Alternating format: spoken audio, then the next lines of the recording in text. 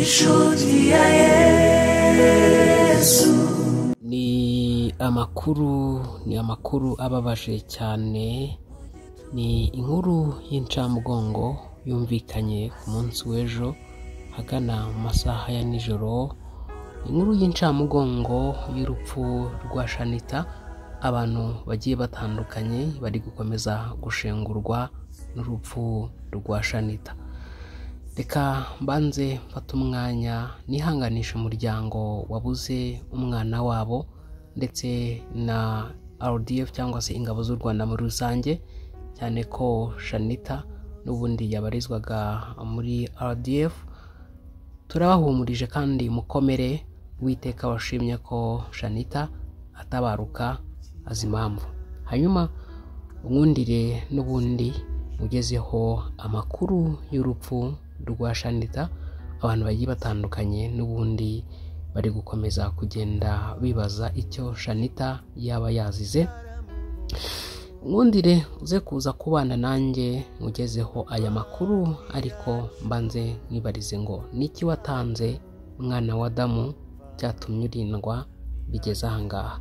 Uyu munsi kuba ndiho, uyu munsi kuba uriho, suko dukiranuka kurusha abandi, suko hari icyo twatanze ku Mana, ahubwo n'ubuntu Imana iba yatugiriye.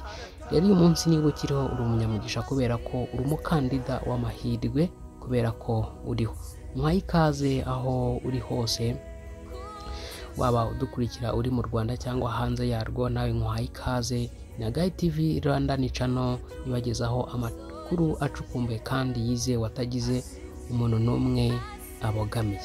Ni inkuru navuga ko nge yashenguye umutima wanjye, gira ngo ndaza kuza kuba nakugezaho urugendo rwa Shanitah.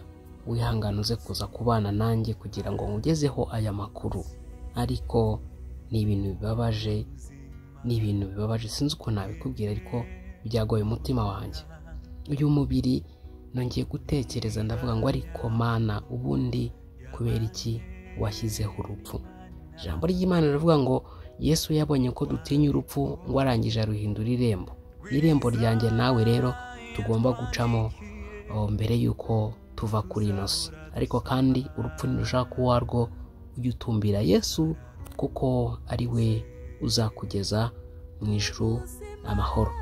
Ahari kurira kwararira umuntu, ariko bwacya mu gitondo impundu zikavuga. Nkomeje umuryango wabuze umwana wabo, nukuri kandi mukomere, muhumure. Uwiteka washimye ko agenda azi impamvu.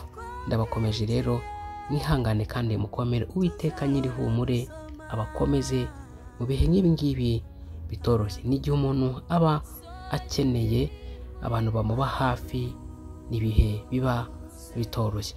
Shanitah nk'uko nari natangiye mbikubwira, yabarizwaga mu ngabo z'u Rwanda RDF. By'umwihariko tuboneyeho no kubihanganisha bose muri rusange. Hanyuma ngira ngo Shanitah yakoze ubukwe mu kwa 11 k'umwaka ushize wa 2024. Ni amakuru ababaje. Abantu bagiye batandukanye bashenguye cyane n'urupfu rwa Shanitah, bagira bati koko ejo bundi ukoze ubukwe uragiye.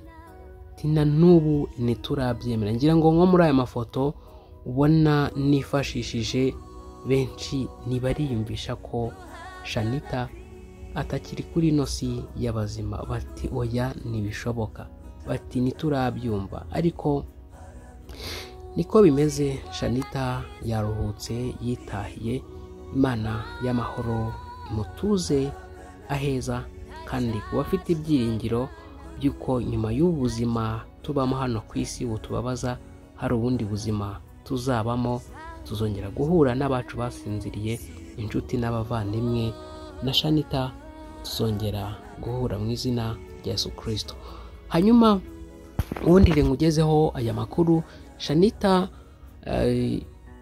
yaje kugirirwa umugisha, Imana imugirira neza, Imana imutera iteka, Imana imuha umugisha, arashaka, arashyingirwa, nyuma yo gushaka Imana imuha umugisha aratwita cyangwa se arasama, hanyuma mu gihe cyo kujya kwibaruka cyangwa se mu gihe cyo kujya kubyara, igihe cyo kujya kubyara cyari kigeze, yagiye kwa muganga n'ubundi agiye kubyara, ariko birangira yitabye Imana.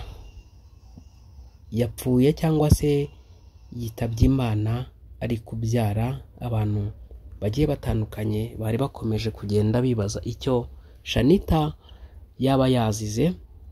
Mu makuru twabashije kumenya nuko ngo Shanitah yitabye Imana ari kubyara.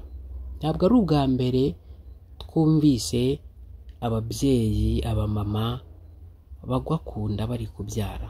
Nyamuneka mujye musenga, nimujya kubyara, igihe cyo kujya kubyara nicyegereza mujye musenga, kubera ko hariho abagome.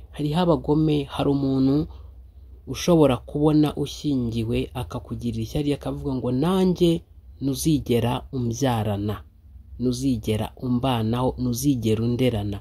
Ibyo ngibyo akabigambirira, akavuga ngo paka nzakora igishoboka cyose ariko ntuzigera umbanaho.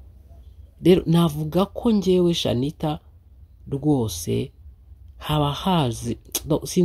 haba hajemo mu by'ukuri no kugambanirwa cyangwa se no kuba bamuterereza imyuka mibi cyangwa se bakaba baranamutegeye ku nda. Nabyo birashoboka, tuzi neza ko abarozi babaho, kubera ko niba umubyeyi yagiye kubyara ari muzima nta kibazo afite, yageze ku bitaro abaganga bakamukurikirana, akagera igihe cyo kwakirwa agahabwa serivisi agiye kubyara, ariko bikaza kurangira yitabye Imana. Nabyo birashoboka ko Satani nabwo yaba yamusabye.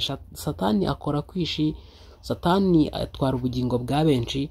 Niyo mpamvu rwose abamama mbisabire, yaba n'abapapa, nugira umufasha w'iwawe ukabona arakuriwe, igihe cyo kujya kubyara kiregereje, nyamuneka mujye mwicara musenge cyane, kugira ngo Satani atazabanyaga uwo mwana cyangwa se akabanyaga n'ubugingo. Ni amakuru navuga ko ari amakuru ababaje cyane, ariko mwihangane kandi mukomere.